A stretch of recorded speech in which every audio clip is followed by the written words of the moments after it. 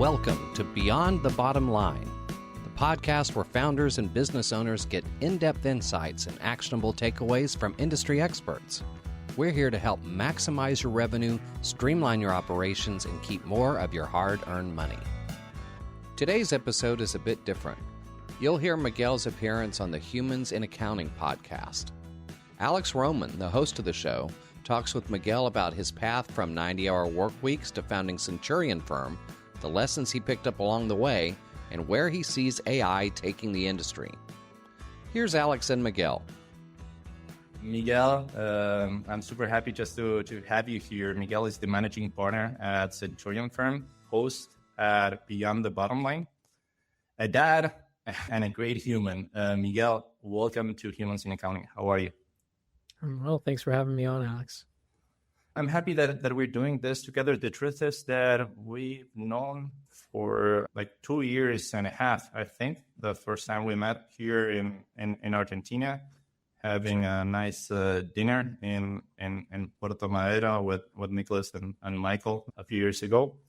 And now, a couple of years later, you're here in Humans in Accounting. You started working in big firms. I wanted just to know, how was your background and how you ended up founding a Centurion Firm? Yeah, absolutely. I mean, I think in college, I would say I was a dedicated student, almost like a monk, just studying, barely sleeping, working really hard. And I remember asking my professor, hey, where can I make the most amount of money when I graduate? And it wasn't accounting. They told me, investment banking, but it's really hard to get in. They don't really recruit from the school. But, a few months later, I found myself in New York City doing a internship in finance in New York City. And I was there for just 3 short months as a summer intern. It was enough to say, I don't want to work this much. Like 90 hours a week is crazy. Where can I work 60 hours a week? 60 hours a week I can do.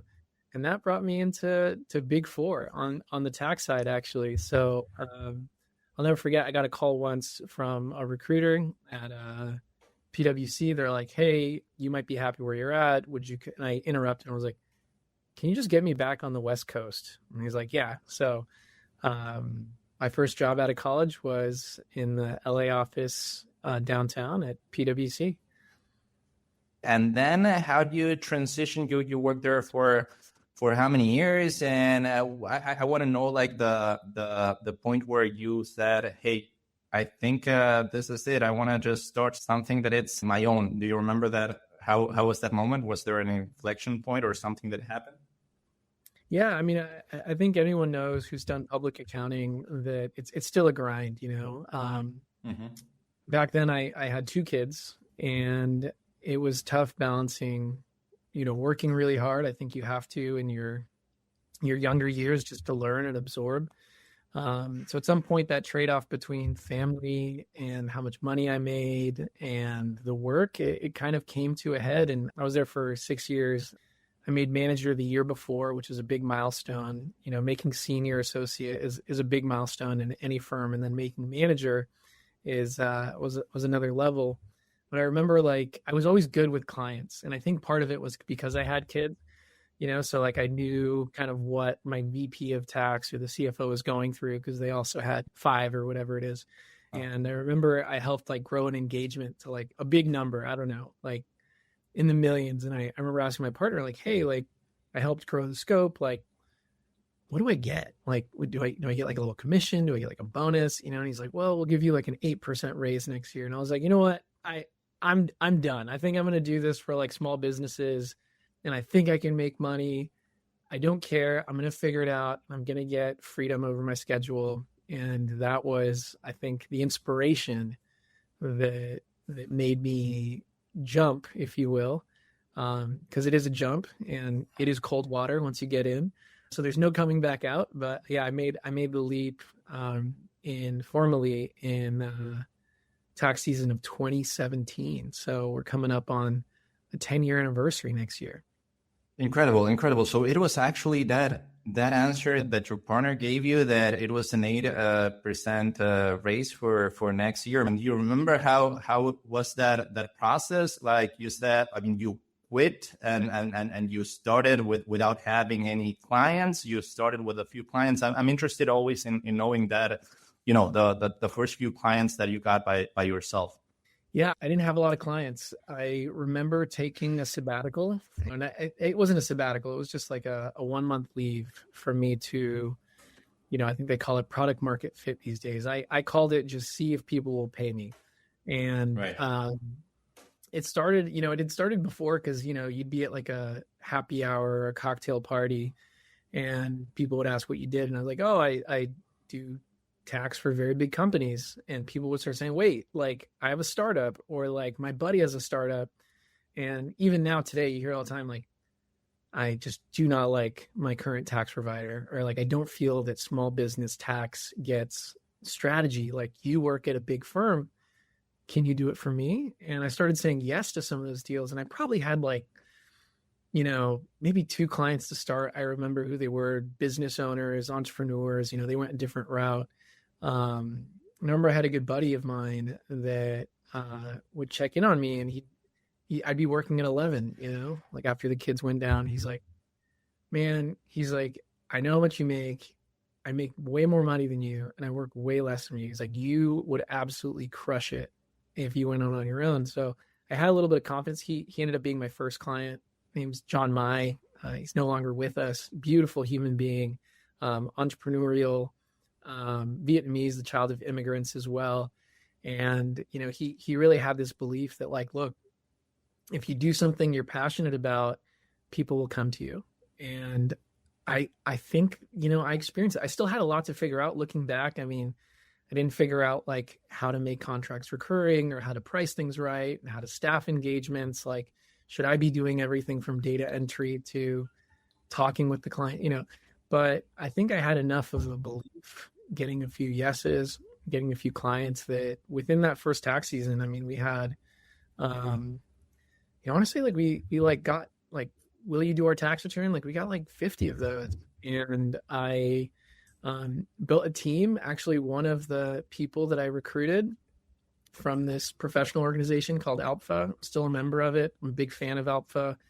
They're basically accounting professionals who are Latinos. I did a talk like, hey, I'm leaving PwC. I'll train you on tax. Who wants to join? And I had like 5 students join me from Cal State LA. Hungry, a lot of them went on to other firms.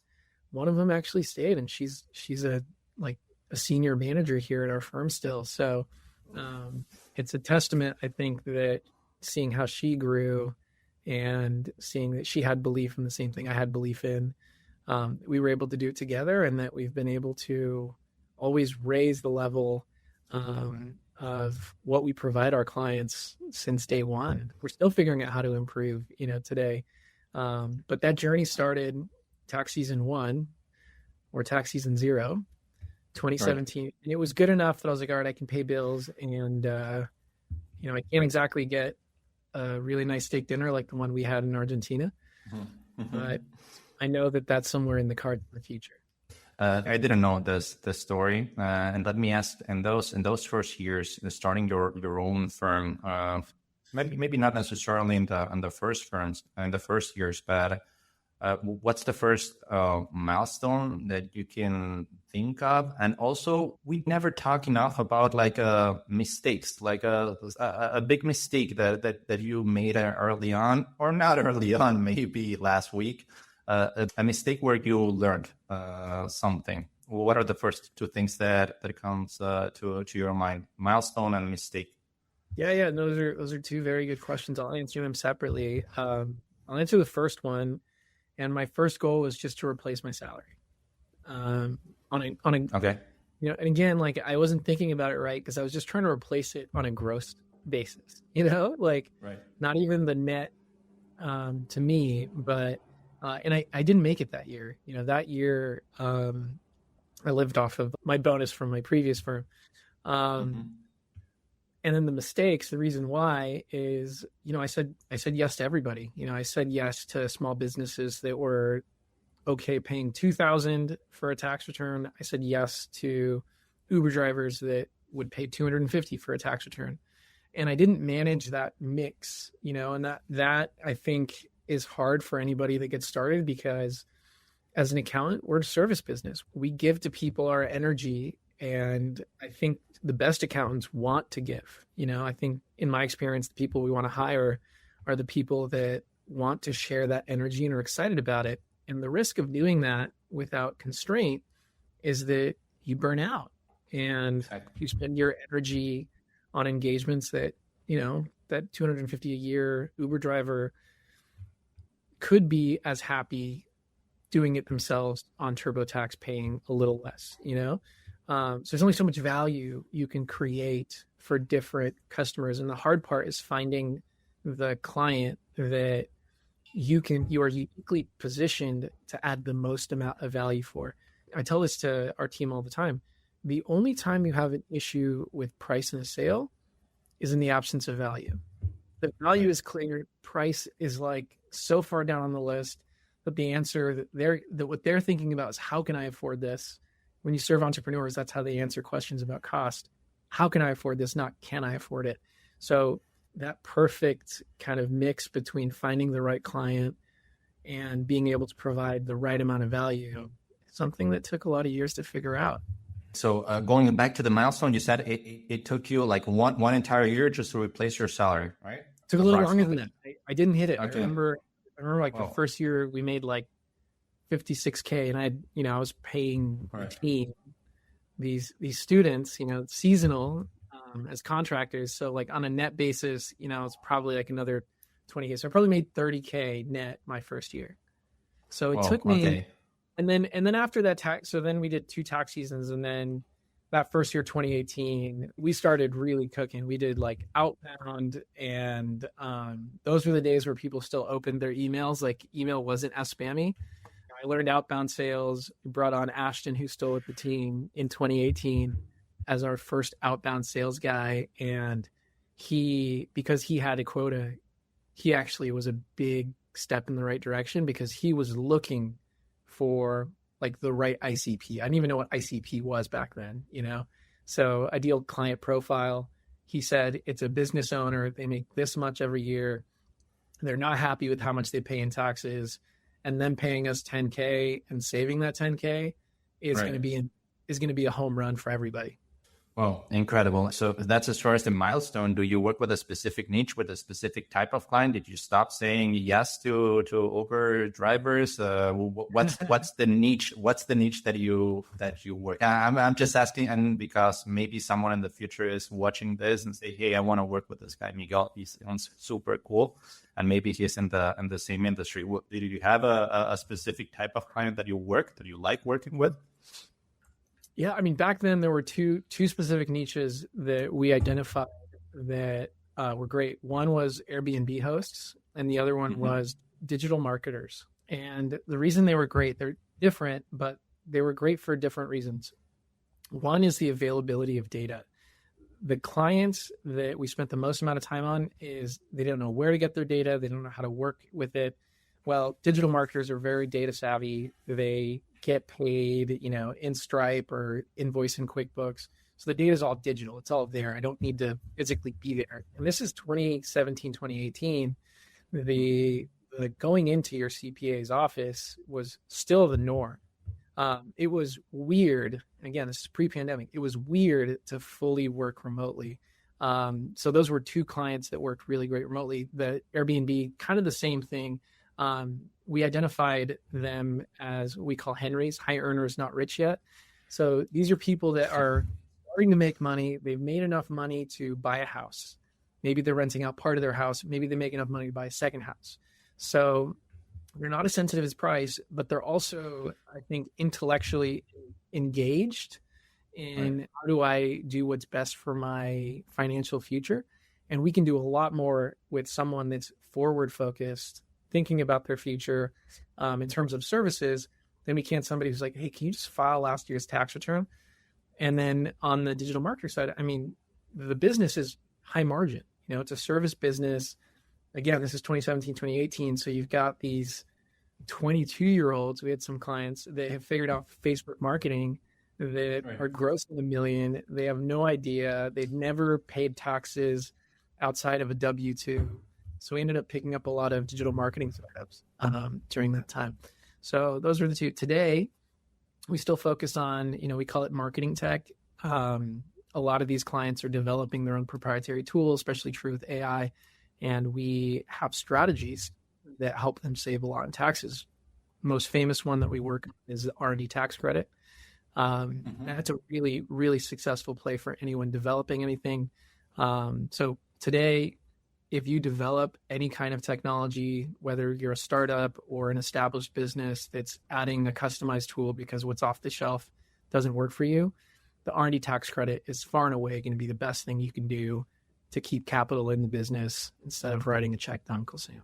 I'm sure that you're familiar with here at Humans in Accounting. You know me, you know, for me, there are boards in life that are more important than others. I can think about sports, maybe it's one, humor, definitely another one, but food is definitely one that for me, it's an important thing in life. I like eating good food, and I've been asking every single guest for Humans in Accounting what's their favorite food. And honestly, I don't know yours. So this is me asking you, Miguel, what's your favorite food? It's hard to pick one. I'll give you one in my top 5, which is a burrito. A good burrito. You can do a breakfast burrito. You can do a full carne asada burrito, just pure protein. Depends on the day, but if I can throw a burrito in there, and I could have a burrito every day and change up what's in it. It's something that I don't know, and maybe like if you go to Mexico and you ask for a burrito, or Mexicans are gonna laugh because that's something that does not exist, or it does exist and it's the same as the one that we are both imagining. Because I don't know, I have this picture of maybe it's what Americans transformed the Mexican food, but that's not the case, right? It's an actual food in Mexico.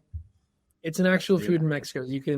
I will say it's not your staple Mexican food. I think the right. Origin story is that it was a northern, burrito. You can get them in northern Mexico, and it was my theory. Someone in northern Mexico went to LA, let's say, and they said, "Wow, people really like these big enchilada tacos with flour tortillas."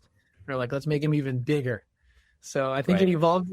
I think it's evolved for what it is in the U.S., but there was Mexican innovation behind it, and Mexican hands making them. And now, of course, you can get a burrito in New Hampshire, Idaho, wherever you go. You can find, but yeah, you can get a burrito in Mexico. It's not as common as, say, like flautas or enchiladas or tacos. Exactly. Yeah, I know. If we just put together like a category that it's Mexican food, from everyone who said tacos is probably the answer that I'm giving, or that I'm getting from each one that I'm interviewing that says something with the Mexican food. I think definitely Mexican food is in the top 3.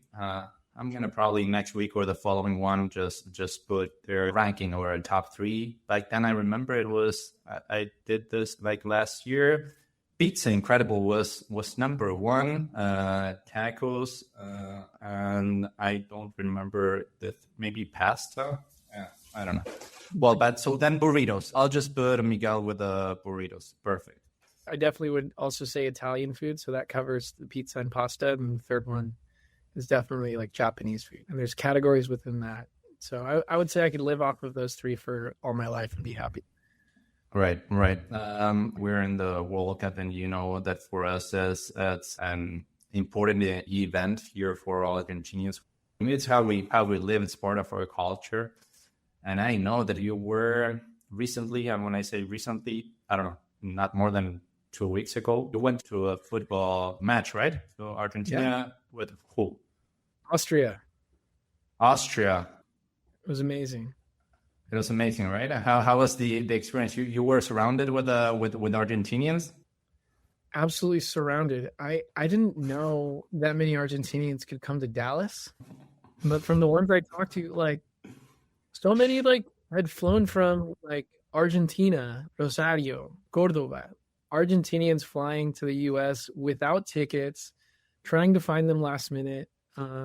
We had a group of us, they were looking for extra tickets because one of them had ticket. They all got in with the same ticket. I was like, how in the world? They're like, it's the Argentinian way. They're absolutely insane about soccer. And it was so special being a part of that and being adopted. You know, I even got my own song. Like it was great. Your own song? Well, what do you mean? Yeah, they were singing Contador, like just a count.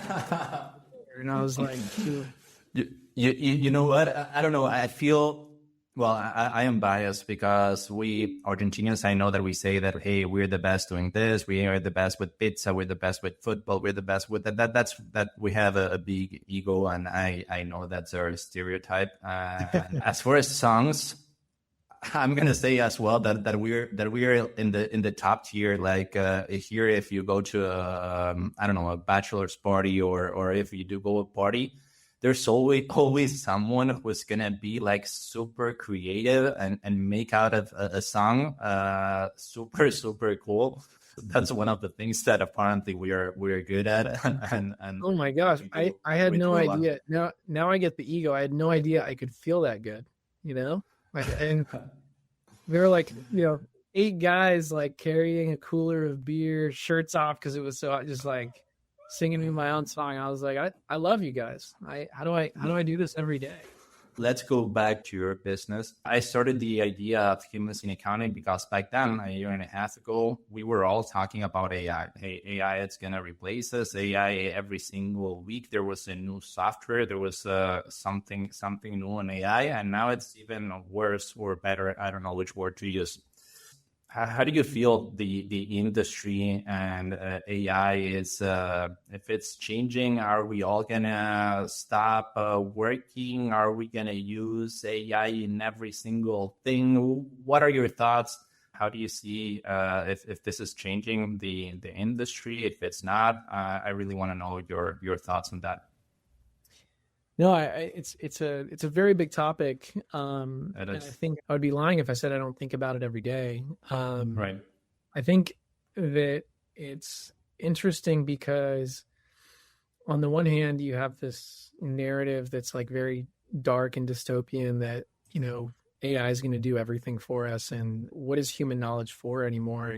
And I think for those that get involved and test it, you understand really quickly that AI is a tool and it does require structuring, whether we're talking about context and organizing that context by a human, and it needs revision and correction and validation, again, by humans. So I think I look at it as a tool. I remember too, my days at PwC, the partners were talking about how they thought the computer was going to replace all their staff. Right. They talked about when they like tax provisions, the word spreadsheet comes from a very big sheet that accountants used to build to do the provision, the book, the tax accounting. So they told stories about these 8 by 8 feet by like 6 feet tall sheets that they would put on the walls to map out all the transactions, the trial balances, the adjusting journal entries. They would all be by hand on the wall, and you would come out to the final number somewhere in the bottom right. So if you can imagine that world and the fear around, wait a minute, you're going to be able to do this on a single computer. What am I going to do? I think it's the same thing, just happening differently, where ultimately going to be an accountant using AI that replaces an AI. If anything's true, I think the need for good accountants is even greater. It's just a question of how AI is going to be a tool. So I'm very excited about it. I think if we're scared about anything, it's that we become so overwhelmed by how fast it's changing that we make a suboptimal decision. Either we decide not to do anything, wait, or we decide, what, this is too confusing. I'm just going to commit to the first marketing email that I get, or the first company that comes to me with an idea. And I'm not comparing different ways of using it. And I'm just going to go with one way and trust. Because I think a lot of these companies don't have it figured out. I think that it's a big opportunity for someone to figure out how to use AI, no matter what they're doing, and that applies to accounting as well. Yeah, of course. Not only in the accounting industry, but in whatever you're doing right now. If it's that you're doing bread or you're selling chairs or you're doing anything else, it's definitely a big opportunity. What's a good piece of advice that maybe someone could have given you when you started your firm? And then maybe a separate question with your experience right now. Let's say someone in the future is watching this and Spotify or listening in Spotify or an Apple podcast, and it's considering now in 2026 quitting PwC and starting their own firm because they want just to replace their salary now in 2026. What's a good advice that you can give them now? Yeah, I think the answer to both questions would be the same. I mean, I think it's okay. I think it's that be patient with the results, and I think determined with your own growth. And what I mean by that is, we want that result, that milestone fast, and we might not get there, as is true in my story. But on the flip side, by being, I think, stubborn and impatient with the work we do every day, we compound our ability in a way that allows us to supersede that goal exponentially. So I think if someone would have told me that, I would have been, I think, more at ease with, even right now, I don't exactly know how we're going to figure out, but I need to stay committed to figuring out a little bit each day, because that's going to compound and reveal a future, produce a future that's much better than what I have now. So being patient with the long term while being committed to the growth and the testing and figuring things out in the short term is just, I think, a good mindset to allow you to suspend the anxiousness of, but I got to hit my goal, while giving some peace that you're getting there. Thank you so much, Miguel. I'm sure that people just want to reach out to you because you mentioned a few things that they can relate, and they just want to have a conversation like this one. What's a good way they can reach out to you? LinkedIn is actually great. Okay. There's a lot of spam in there, but / Miguel A. Centeno.